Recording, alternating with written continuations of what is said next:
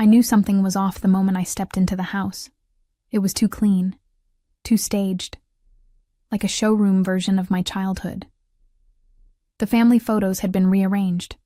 My solo recital portrait replaced by a professional shot of Erin and her picture-perfect family at some kind of vineyard. And the smell, vanilla candles instead of Mom's usual lavender, the scent of something being covered up. Camille. "You made it," my mother said, gliding into the foyer in heels too high for a home-cooked dinner. I smiled, but something in me tightened. "Where's Dad?" I asked, slipping off my coat. "Oh, he's out back, showing Erin and Jason the new fire pit," she said lightly, already turning toward the kitchen. "We've done a few upgrades." Upgrades? I hadn't heard about any renovations. Dinner was roasted salmon, asparagus, and that rice pilaf she always made when trying to impress someone. Erin and her husband Jason were already halfway through their wine, smiling like they were on a magazine cover. Dad sat at the head of the table, carving into his fish with surgical precision. It wasn't until the plates were cleared, over decaf and dessert, that the bomb dropped. "We're so glad you came tonight, Camille," Dad said, folding his hands. "We have some news." My heart beat faster. I thought maybe they were finally going to acknowledge my youth orchestra program. The community concert had been a success last week. My students had worked so hard. Maybe, just maybe, they were proud. "We've sold the house," he said. I blinked. "What?" "We closed on it last week," Mom added, as if she were mentioning the weather. "To Erin and Jason," Dad finished. "They'll be moving in after the holidays." I felt like the floor dropped out from under me. "You sold the house?" My voice cracked. "To Erin?" Mom gave a soft, sympathetic smile, the kind that felt more like a slap. "Sweetheart, you never really needed it. Erin has the kids now, and well, you've chosen a different kind of life." I looked at Erin, who avoided my gaze and swirled her wine. Of course she knew. Of course this had been in the works. "You always said it would be split between us," I said quietly. "That it would be ours." Dad sighed, like I was being difficult. "Camille, you're a good person. Truly. But Erin's made something of herself. She's built a real future. A legacy." "And I haven't?" I asked, stunned. "You teach music," Mom said gently, as though she were comforting a delusional child. "It's sweet, but it's not big. It's not lasting. Erin's work shapes industries. They didn't say it out loud, but I heard it clearly. You're a placeholder. She's the headline." I nodded slowly, swallowing everything I wanted to scream.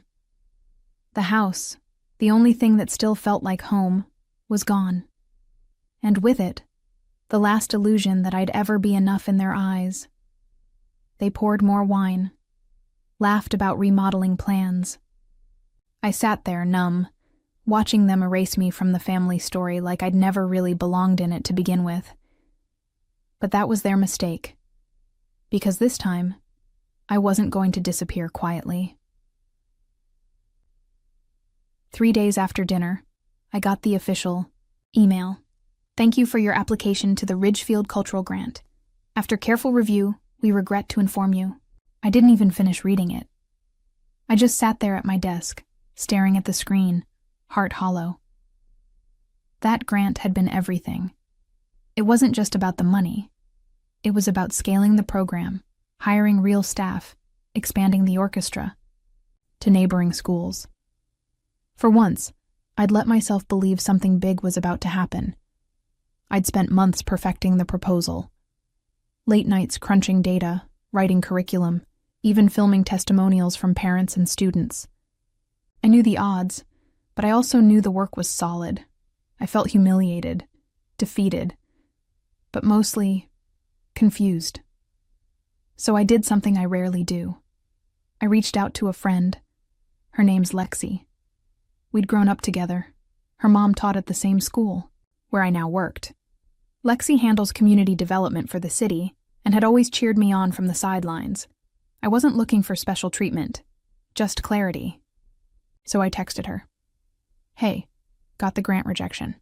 Totally okay if you can't say anything, but if you have any insight, I'd really appreciate it. She called me 5 minutes later. Her voice was tight. Camille, I probably shouldn't be telling you this, but you need to know. The decision didn't come down to your qualifications. What do you mean? There were conversations, unofficial ones, about your proposal being emotionally driven and lacking long-term viability. Someone with influence flagged it as risky. I frowned. Someone who? There was a pause. Your father. It felt like the air had been sucked out of the room. What? He's been consulting for the city on philanthropic initiatives. Apparently, he recommended the funding go to the Hartley Initiative instead. Said they had stronger financial backing and a more scalable structure. The Hartley Initiative? Of course. A well-connected arts nonprofit run by a boardroom full of donors and no actual musicians. And he called me what, exactly? Lexi hesitated. A sentimental dreamer. Said you didn't have the discipline to manage real money. That it would be a waste. I didn't cry. I didn't scream. I just sat there, the words ringing in my ears like an old piano out of tune. A sentimental dreamer. Not my daughter. Not the one who built a youth program from nothing. Just someone to quietly disqualify behind closed doors. He hadn't just sold the house out from under me. He was actively making sure I never had the chance to succeed, to grow, to prove him wrong.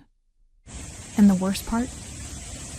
He probably thought he was doing me a favor, protecting me from my own ambition. I thanked Lexi, hung up, and stared out the window of my tiny apartment. The world outside kept moving. Cars passing, birds flying, life continuing as if mine hadn't just been sideswiped. But I wasn't done.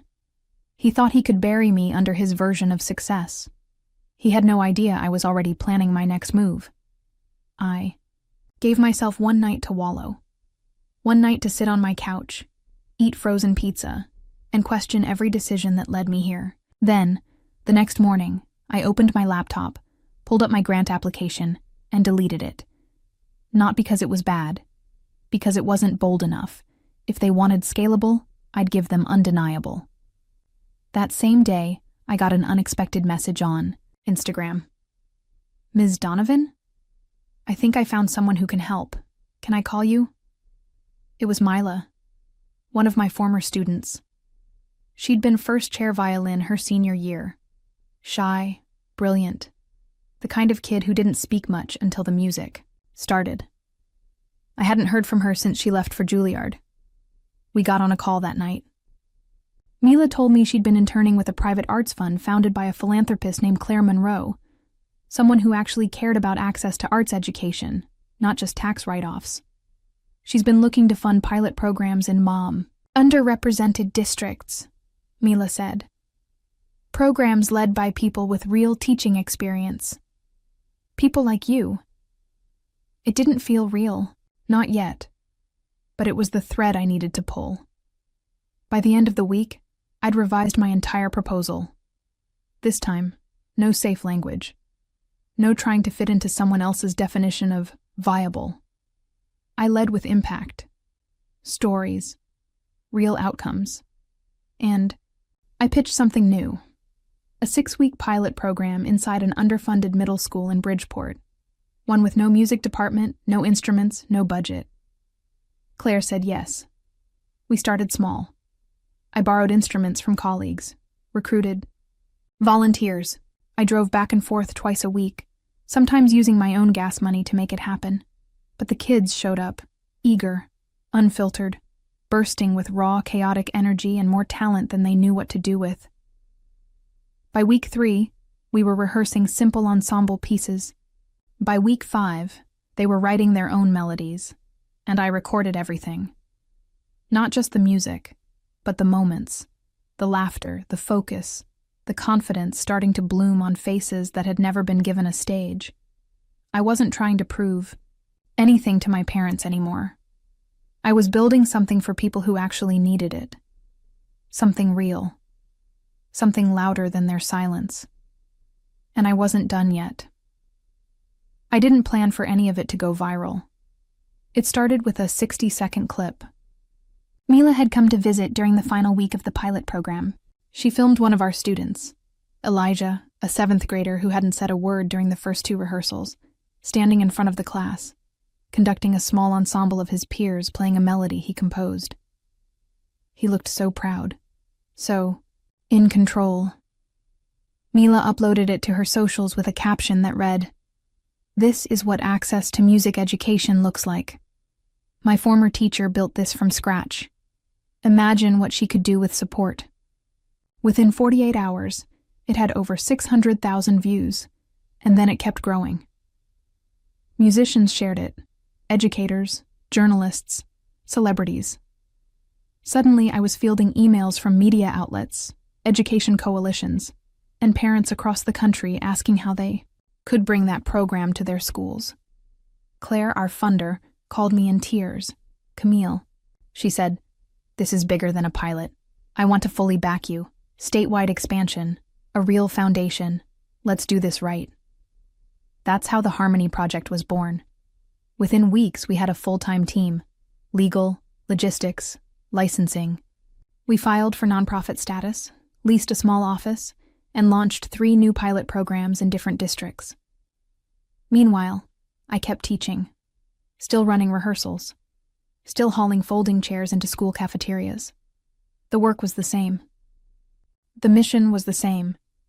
But the world had finally started listening. And in the background, the rival program my father pushed the city to fund, the Hartley Initiative, was quietly imploding. Turns out, they'd spent most of the grant money on executive development retreats, aka luxury conferences in Napa, and almost none of it on students. A whistleblower leaked internal budgets to the press, and suddenly the headlines flipped. Prestigious arts program under investigation for mismanagement. City funds misused, students left behind.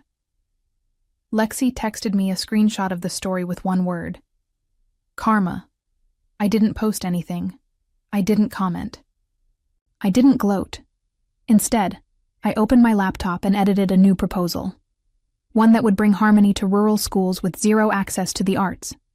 Let them chase headlines. I had real work to do, but I'd be lying if I said it didn't feel good. Not revenge in the loud, dramatic sense, just correction. The narrative had shifted. The girl who never did anything big had created something that couldn't be ignored. And my parents? They hadn't said a word. Not yet. But that silence? It was getting louder. They showed up without calling. I was in the middle of sorting through supply orders, tuning forks, rosin, a box of donated ukuleles, when I heard the knock on the office door. My mother stepped in first. Beige trench coat, designer scarf, and the same perfume she'd worn since I was 10. My father followed, stiff-backed and quiet. No handshake, no hug. Just the same tense energy I remembered from every awkward family dinner. "Camille," my mother said, trying on a smile like it might still fit. "You've certainly made a name for yourself." I didn't say anything. I just stepped aside and let them in. They sat on the small couch across from my desk, the same one my students sometimes used to cry on after a rough rehearsal. Somehow it felt poetic. "We wanted to talk," my father started. I waited. "We underestimated you," he said finally, each word sounding like it cost him. "Harmony is impressive, what you've built." I nodded once. I wasn't going to make this easier for him. "We're in a complicated place right now," he continued. "Our foundation is under review. The Hartley situation, well, it's gotten messy. But Harmony, it's untouchable. Clean, beloved, scalable. There it was. He wasn't here for closure. He was here for cover. I see, I said softly. And you're thinking what?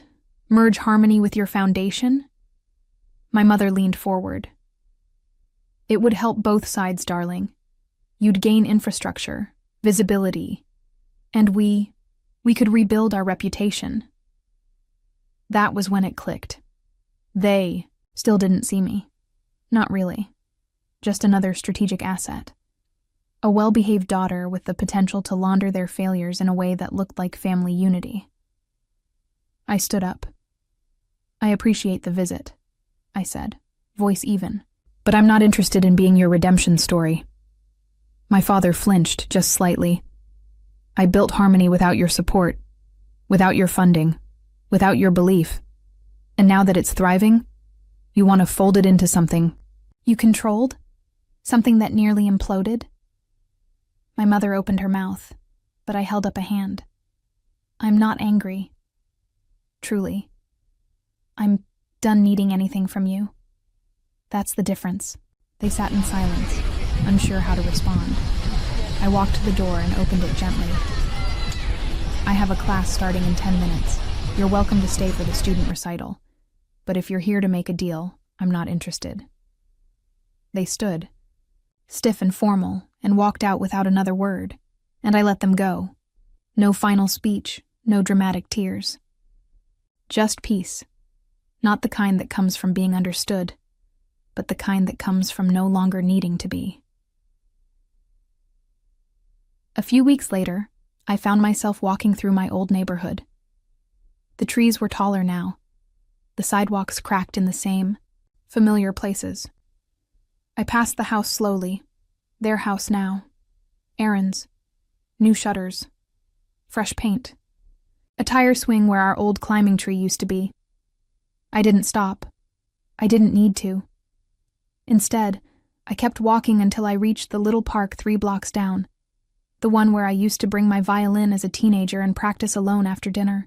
It was still there. Same rusty benches, same wind threading through the trees like an old melody. I sat for a while, not sad. Not angry, just still. There was grief, yes, but not regret. Because the version of me they mourned, the one who might have stayed quiet, chosen a safer path, made herself small to be accepted. That version didn't exist anymore. She never really had. Later that night, I stood backstage at the State Youth Arts Summit. The auditorium was packed.